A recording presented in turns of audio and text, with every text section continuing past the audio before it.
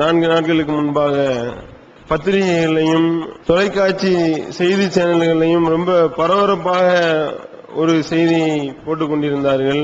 பார்க்கக்கூடிய மக்களுடைய உள்ளத்தில் பீதியையும் கலக்கத்தையும் ஏற்படுத்தக்கூடிய ஒரு செய்தி. நம்முடைய நாட்டை சர்வதேச தீவிரவாதிகள் தாக்குவதற்கு திட்டம் தீட்டி இருக்கின்றார்கள். இந்த தடவை இந்த தாக்குதலானது எப்படிப்பட்ட தாக்குதலாக இருக்க போகின்றது என்றால், கடல் வழியாக ஊடுருவி நம்முடைய நாட்டை சின்னாபின்னமாக்க போகின்றார்கள். இந்த தீவிரவாதிகள் கடலோர பகுதியில் கடல் வழியாக ஊடுருவ இருக்கின்றார்கள் என்று சொல்லி மத்திய உளவுத்துறை எச்சரித்திருக்கின்றது. அதனால எல்லாம் உஷார்படுத்தப்பட்டிருக்கின்றது என்று சொல்லி ரொம்ப பரபரப்பா ஒரு செய்தியை வெளியிட்டார்கள். அதுல குறிப்பா எடுத்துக்கொண்டீர்களே ஆனால், கடந்த 23ஆம் தேதி காலையில அனைத்து செய்தி தொலைக்காட்சி சேனல்களும் ஒரு முக்கியமான இன்னொரு செய்தியை வெளியிட்டார்கள். கடல் வழியாக ஊடுருவிய 6 தீவிரவாதிகள் கைது. அவர்களை போலீசார் விசாரித்து வருகின்றார்கள். அந்த 6 தீவிரவாதிகள் நாட்டை நாசப்படுத்துவதற்காக என்னென்ன சதியெல்லாம் தீட்டினார்களோ அவர்களுக்கு இந்த ஆடிட்டர் ரமேஷ் கொலை வழக்கில் தொடர்பு இருக்கின்றதா என்ற கோணத்திலும் போலீசார் விசாரிக்கின்றார்கள் அப்படின்னு சொல்லி 6 தீவிரவாதிகள் ஊடுருவலா அப்படி இப்படின்னு போட்டு ரொம்ப பயங்கரமான ஒரு செய்தியை வெளியிட்டார்கள். அன்னைக்கு பாத்தீங்கன்னா அதுதான் பரபரப்பு.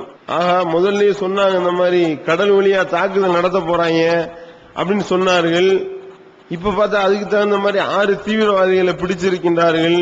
அந்த 6 தீவிரவாதிகள் யாரு? வழக்கம் போல அதே அப்துல் காதர், அதே அப்துல்லா, அதேதான், பேர் மட்டும் மாறி இருக்கு. யார் யாரு? ஜாகிர், உஸ்மானு, இஸ்மாயில், அல்தாப் ஹுசைன், முனீர் அகமது, அக்ரம் பாஷா, இந்த 6 பேர் தான் அந்த தீவிரவாதிகள் அப்படின்னு சொல்லி பரபரப்பா செய்தி ஓடிட்டு இருக்கு. இவர்களுடைய அயோக்கியத்தனத்தை தோலுரித்து காட்டக்கூடிய அடுத்த ஆதாரம், தலைமைக்கு போன் வருது.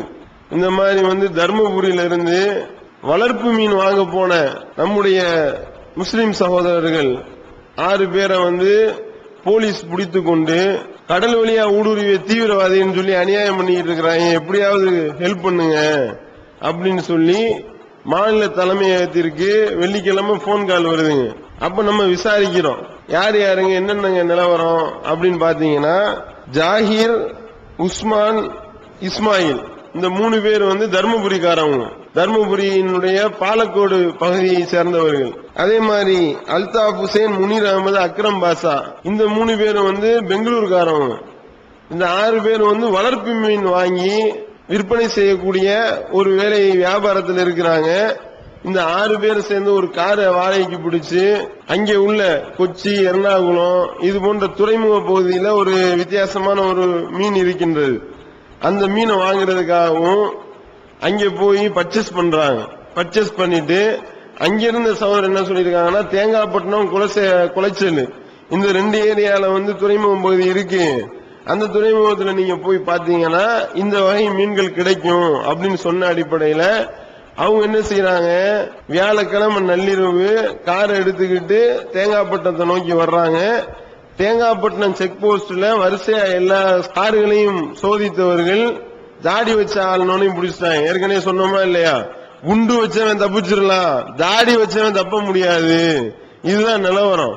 6 பேரும் கார்ல உள்ள உட்கார்ந்து இருந்தவனையும் கேட்டிருக்கான். இவர்கள் உருது கலந்த தமிழ் பேசக்கூடிய ஆளுநனையும் உடனே அவங்களுக்கு அந்த படம் ஞாபகம் வந்துருச்சு. நம்மள் நிம்மலு இந்த மாதிரி பேசுவாங்களா இல்லையா, இந்த மாதிரி ஆள்களை தானே தீவிரவாதிகளை அவர்கள் காட்டுகின்றார்கள் இந்த அயோக்கியர்கள். உடனே 6 பேரையும் தூக்கிட்டு போய் புதுக்கடை போலீஸ் ஸ்டேஷன்ல வச்சு 22 மணி நேரம் விசாரணை பண்ணிருக்கோம். ஏன்னா மீன் வாங்க மீன் வியாபாரியை கூட நீங்க விட்டு வைக்க மாட்டீங்களா? ஒருத்தவங்க மீன் வியாபாரம் பண்ண கூடாதா? அப்போ நாட்டுல ஒரு முஸ்லீம் ஒரு வாடகைக்கார பிடிச்சுக்கிட்டு மீன் வியாபாரம் பண்றது கூட எங்கேயும் போக கூடாதா? என்ன சொல்ல வருகின்றீர்கள் நீங்க? அப்ப அந்த சகோதரர்களுடைய உறவினர்கள், அதாவது அந்த சகோதரர்கள் யாரும் தௌஹீது கொள்கையில கிடையாதுங்க, எல்லாம் சுன்னத்துல் ஜமாத் கொள்கையில உள்ள சகோதரர்கள். யாரையோ பிடிச்சு பார்த்திருக்கிறாங்க, ஒன்னும் வேலைக்கு ஆகல. ஏடிஎம்கே ஆளுகளை எல்லாம் போய் பார்த்தாங்களா, அவங்க எல்லாம் உறவினர்களா. அப்படி இருந்தும் அவர்களால ஒன்னும் செய்ய முடியல. கடைசியா வேற வழி இல்ல, கொள்கையில எதிரியா இருந்தாலும் இவங்க தான் இதுக்கு லாயக்கு, இவரிடத்துல போனாதான் நீதி கிடைக்கும் சொல்லி தௌஹீத் ஜமாத்தினுடைய மாவட்ட நிர்வாகிகளை தொடர்பு கொள்றாங்க. தருமபுரி மாவட்ட நிர்வாகிகள் தௌஹீத் ஜமாத்தினுடைய மாநில தலைமையகத்தை தொடர்பு கொள்றாங்க. நாம என்ன செய்யறோம், முறையா விசாரிக்கிறோம். அப்பாவிகள் இருந்தா இதை ஒருபோதும் அனுமதிக்க முடியாது என்று சொல்லி நாம இங்கே உள்ள சென்னையில் உள்ள உயர் அதிகாரிகள்கிட்ட பேசுறோம். அதே மாதிரி தௌஹீத் ஜமாத்தினுடைய மாநில நிர்வாகிகள் மூலமாக மாவட்டம் குமரி மாவட்டம் கன்னியாகுமரி மாவட்டத்திற்கு டைரக்ஷன் கொடுக்கப்பட்டு உடனடியாக கன்னியாகுமரி மாவட்ட நிர்வாகிகள் ஸ்டேஷன்ல போறாங்க.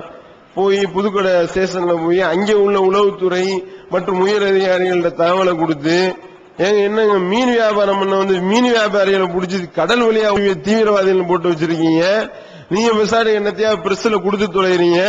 இங்க என்னன்னு பார்த்தா செய்திகளை பார்த்தா அப்படி பிளாஷ் நியூஸ் ஓடிக்கிட்டு இருக்கு. கலைஞர் நியூஸ்லையும் புதிய தலைமுறையிலையும் சன் நியூஸ்லையும் போட்டு கிளிக்கிறான். இப்படிப்பட்ட அப்பாவிகளை போய் இப்படி கடல் வழியா ஊடுருவிய தீவிரவாதிகள் போடலாமா என்று சொல்லி பேசினவனையும், இதுக்கு நாங்கள் பொறுப்பேற்றுக் கொள்கிறோம், இவர்கள் அப்பாவிகள் தான் என்பதற்கு, இவர்களை நாங்க கூட்டிட்டு போறதுக்கு நாங்க பொறுப்பேற்றுக் கொள்றோம் அப்படின்னு எழுத்துப்பூர்வமா எழுதி கொடுத்தீங்கன்னா நாங்க இவர்களை விட்டுறோம் அப்படின்னு சொல்றாங்க. அப்ப தௌஹீத் ஜமாத் துணிச்சலா இவர்கள் அப்பாவிகள் தான், இதுக்கு இவர்களுக்கு நாங்கள் பொறுப்பேற்றுக் கொள்கிறோம், இவர்களை நீங்க நாங்க கூட்டிட்டு போறோம், அடுத்து விசாரணை என்று கூப்பிட்டால் நாங்க அதுக்கு ஒத்துழைப்பு கொடுக்கின்றோம் என்று சொல்லி அந்த 6 சகோதரர்களையும் மீட்டெடுத்து அவங்களை கூட்டிட்டு அதுக்கப்புறம் ஆறுதல் சொல்லி ஊருக்கு அனுப்பி வைத்த செய்தி வெள்ளிக்கிழமை நடந்திருக்குங்க. இப்ப என்னன்னு பாத்தீங்களா, இதே இது நம்ம தலையிடலன்னு வைங்க, முடிஞ்சு போச்சு. அந்த 6 பேருடைய வாழ்க்கை அஸ்தமனம் ஆகிவிடும். அவ்வளவுதான். கொண்டு போய் உள்ள வைப்பாங்க. உள்ள வச்சா விசாரணை கைதி. இவர் எந்தெந்த இடத்துல குண்டு வைக்க வந்தார்கள், ஆய்வு நடந்து கொண்டிருக்கிறது, கோர்ட்ல கேஸ் நடக்குதுன்னு சொல்லி கடைசியில 25 வருஷம் உள்ள இருக்க வேண்டியதுதான். இதுதான் நடந்து கொண்டிருக்கின்றது. இப்படிதான் நம்முடைய சமுதாயத்தின் மேல இவர்கள் கட்டம் கட்டி திட்டம் தீட்டி கருவிருக்கின்றார்கள். மற்றவன் கிலோ கணக்கில் அமோனியம் நைட்ரேட்டை கடத்தினாலும் ஒன்னும் பஞ்சாயத்து கிடையாது. இங்க உள்ள ஆளு ஒரே ஒரு ஸ்லேடு குச்சி கொண்டு போனா கூட அது ஜெலட்டின் குச்சி மாதிரி தெரியும். ஒரே ஒரு கோலி குண்டு வச்சு விளையாடக்கூடாது, அது ஆர்டிஎக்ஸ் வெடி குண்டு மாதிரி இவர்களுக்கு தெரிகின்றது. எவனா ஒரு கசாப்பு கடைக்காரன் ஒரு கத்தி வச்சிருக்க கூடாது, அஜ்மல் கசாப்பு கொடுத்த கத்தியா இது இந்த கசாப்பு கடைக்காரன் வைத்திருக்கிறது. ஏன்னா பேரிலையும் கசாப் என்று இருக்கின்றது, வைத்திருக்கக்கூடிய கடையும் கசாப்பு கடையாக இருக்கின்றது என்று சொல்லிதான் இவர்கள் கதை முடியக்கூடிய அளவிற்கு நிலைமை போய் கொண்டிருக்கிறத பாக்குறோம். இப்போ நீ ஊரெல்லாம் புழுதி பரப்பிட்டீங்களே, 6 தீவிரவாதிகள் ஊடுருவல்னு போட்டீங்களே, இந்த ஜாயிரு உஸ்மானு இது போன்ற இந்த இஸ்மாயில் அல்தாப் ஹுசேன் முனீர் அகமது பாஷா இவங்களெல்லாம் தீவிரவாதிகளா காட்டினீங்களப்பா. மீட் எடுத்துட்டு அன்று இரவே அனைத்து மீடியாக்களையும் கூப்பிட்டு இவர்கள் அப்பாவிகள், செய்திகள் போயிருச்சு, ஒரு நாள் ஃபுல்லா எங்களுடைய சமுதாயத்தை நாரடிச்சிட்டீங்க, இதுக்கு மாற்றமா உண்மை செய்தியை நீங்க வெளியிடுங்கள் என்று இந்த மீடியா அயோக்கியர்களிடத்துல தகவலை கொடுத்தா மறுநாள் ஒரு பேப்பர்ல வரலங்க, ஒரு செய்தி சேனல் செய்தி சொல்லலங்க.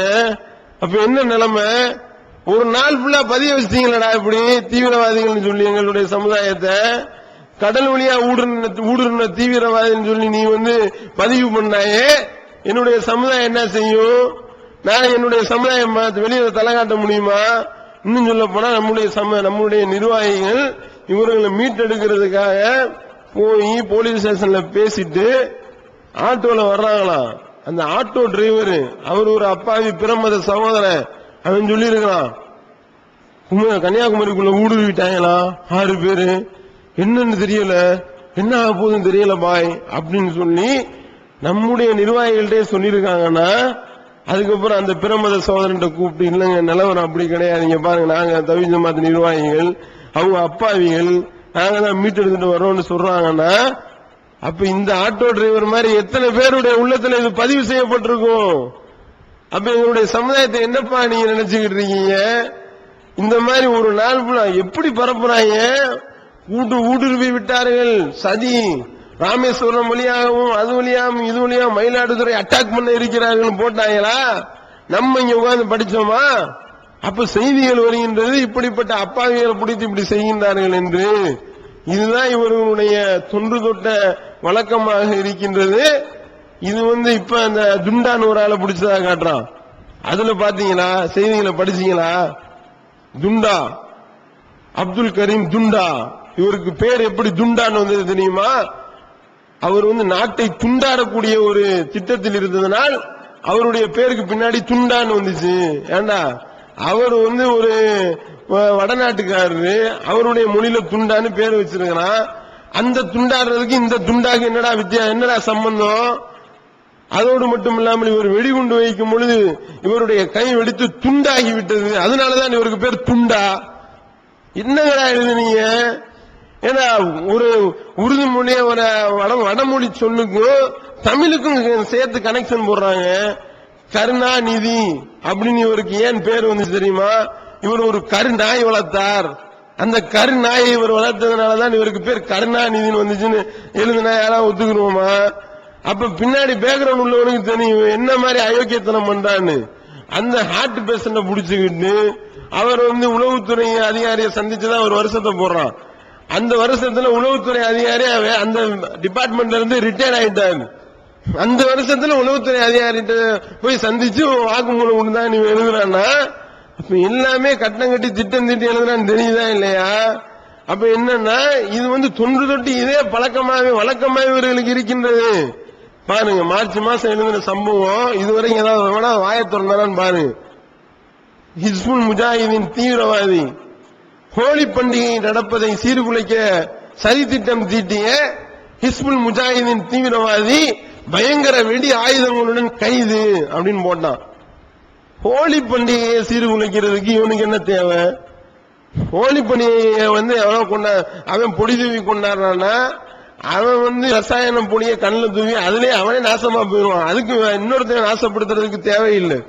அப்படிப்பட்ட நிலையில இவன் எதுக்கு போய் அங்கே குண்டு வைக்க போறான்? ஹோலி பண்டிகைக்கு தீவிரவாத செயலுக்கு என்னடா சம்பந்தம் அப்படின்னு சொல்லி ஆய்வு பண்ணி பார்த்தா அவர்களை 2 கிலோ வெடி மருந்து, அதுபோக பாகிஸ்தான் விசா ஒண்ணு எல்லாத்தையும் வச்சுக்கிட்டு கிளம்பி வந்தானா.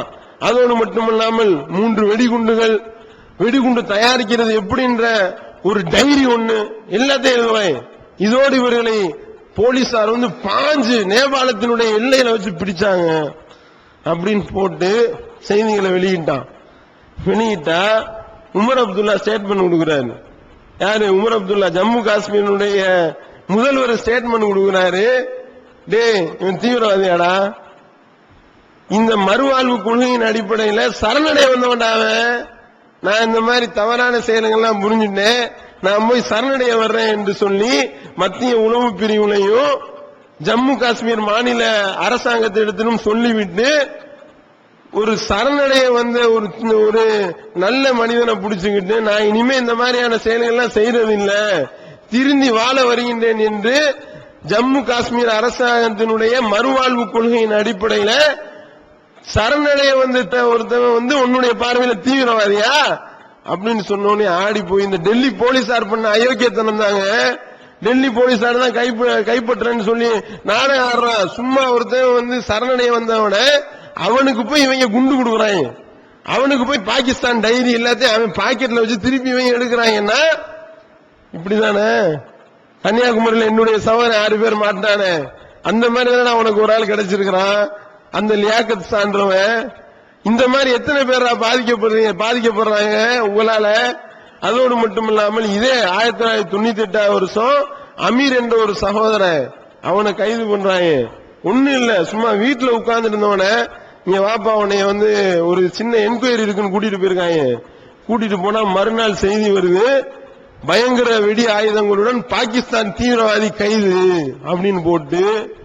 என்ன அநியாயத்தனம், என்ன அட்டூழியம்! இவரிடத்திலிருந்து பல்வேறு விதமான வெடிகுண்டுகளை கைப்பற்றிட்டோம் அப்படின்னு சொல்லி செய்தியை போட்டு ஜோடிக்கிறான். என்னுடைய சகோதரன் 14 வருஷம் அது சிறைவாசம் அனுபவிக்கிறான். 2012 வருஷம் கோர்ட்டு போலீஸ கண்டிச்சு, டெல்லி போலீஸ கண்டிச்சு, என்னடா நினைச்சுக்கிட்டு ஒரு அப்பாவியை பிடிச்சுக்கிட்டு வெடிகுண்டு வச்சான்னு சொல்லிக்கிட்டு இருக்க, ஒரு ஆதாரத்தை காட்ட முடியல உன்னால என்று சொல்லி ஒரு ஆதாரம் சொல்லி ஒரு ஆள் நேரில் பார்த்த சாட்சின்னு சொல்லி ஒரு ஆளை கொண்டு நிப்பாட்டி இருக்காங்க.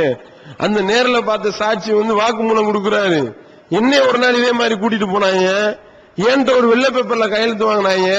அப்படி கையெழுத்தை வாங்கி விட்டு என்னை அனுப்பிட்டாங்க. அதுக்கடுத்து பார்த்தா இவன் தான் வெடிகுண்டு வைக்க சொன்னான்னு சொல்லி என்னை சொல்றாங்க என்று சொல்லி அவன் கோர்ட்டில் சாட்சி சொன்ன உடனே தான் அப்போ நீதிபதி பிடிச்சு கண்டிச்சு 1998 வருடம் கைது செய்யப்பட்ட அந்த அமீர் என்ற சகோதரன் 2012 விடுதலை செய்யப்படுறாங்க. அங்க ஒரு தவ்ஹீத் ஜமாத் கிடையாது. அங்க ஒரு தவ்ஹீத் ஜமாத் இருந்துச்சுன்னா அன்னைக்கு இறங்கி போராடி அடுத்த நாளே வெளியே கொண்டு வந்திருக்கலாங்க. 14 வருஷம் அவனுடைய வாழ்க்கை போச்சு. 18 வயசா இருக்கக்கூடியவன் 32 வயசுல வெளியே வந்தான்னா அவனுடைய இளமையை அவங்க திருப்பி கொடுப்பாங்களா? இந்த அயோக்கியர்கள் திருப்பி கொடுப்பானா? அவனுடைய அந்த 14 வருஷம் போன இளமையை திருப்பி மீட்டெடுக்க முடியுமா?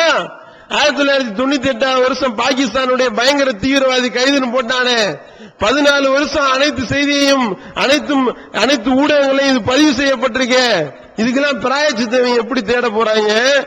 அப்ப இவர்களுடைய தொழிலே இதுவா இருக்கு. இந்த பொழப்பு பாக்குறது வேற பொழப்பு பார்த்துட்டு போயிடலாம், வேற தொழில் செய்து விட்டு போகலாம். அப்ப இப்படி எங்களுடைய சமுதாயத்தை ஒரு தீவிரவாதிய சமுதாயமா சித்தரித்து எந்த அளவுக்குனா மத்திய அரசாங்கம் ஒரு குழுவையை போட்டு ஆய்வு செய்யறதுக்கு ஒரு குழுவை போட்டு அப்பாவி முஸ்லீம்கள்லாம் இப்படி தூக்கி உள்ள வச்சிருக்கிறாங்க. அதனால இந்த மாதிரியான அப்பாவிகளை வெளியே கொண்டு வர்றதுக்காக நம்ம ஒரு குழுவை போட்டு இவர்களை எல்லாம் கண்டறிஞ்சு இவர்களை வேகமா விடுதலை செய்யறது ஒரு குழு அமைப்போம் என்று சொல்லி குழு அமைக்கக்கூடிய அளவுக்கு நிலைமை போயிட்டு இருக்குன்னா, அப்ப நிலைமையை பாத்தீங்களா? நம்முடைய சமுதாயம் எந்த நிலைமையை நோக்கி போய் கொண்டிருக்கின்றது என்று. அப்ப இப்படி போராடுவதற்கு ஒரு வலுவான ஒரு இயக்கம் தேவை என்ற அடிப்படையில் தவ்ஹீத் ஜமாத் களமிறங்கி பணியாற்றிக் கொண்டிருக்கின்றது. அவர்கள் கொள்கையில மாறுபட்டவர்களாக இருந்தாலும் இந்த ஜமாத் சரியான முறையில் குரல் கொடுத்து அல்லாஹ்வுடைய கிருபையை கொண்டு அவர்களை மீட்டெடுத்திருக்கின்றோம். இது எதுக்காக இந்த விழிப்புணர்வு சொல்லிக் கொண்டிருக்கின்றோம் என்றால், இப்படித்தான் ஒவ்வொரு விஷயத்தையும் பதிவு பண்றாங்க. தீவிரவாதி என்று பிடிக்கக்கூடியவர்கள் இந்த மாதிரியாக முத்திரை குத்தி தான் பிடிக்கப்படுகின்றார்கள். இது போன்ற உண்மை சம்பவங்களை, உண்மை செய்திகளை ஆதாரத்தோட பிற மத மக்கள் மத்தியில் கொண்டு போய் நம்ம சேர்த்தாதான் நம்ம மேல உள்ள இந்த களங்கம் துடைக்கப்படும். அத்தகைய நடவடிக்கைகளை ஒவ்வொரு முஸ்லிம் சமூகத்தினரும் ஒவ்வொரு முஸ்லீம் இறங்க வேண்டும் என்பதை கோரிக்கையாக வைத்து நிறைவு செய்கின்றேன். வாஹித் அல்ஹம்துலில்லாஹி ரப்பில் ஆலமீன்.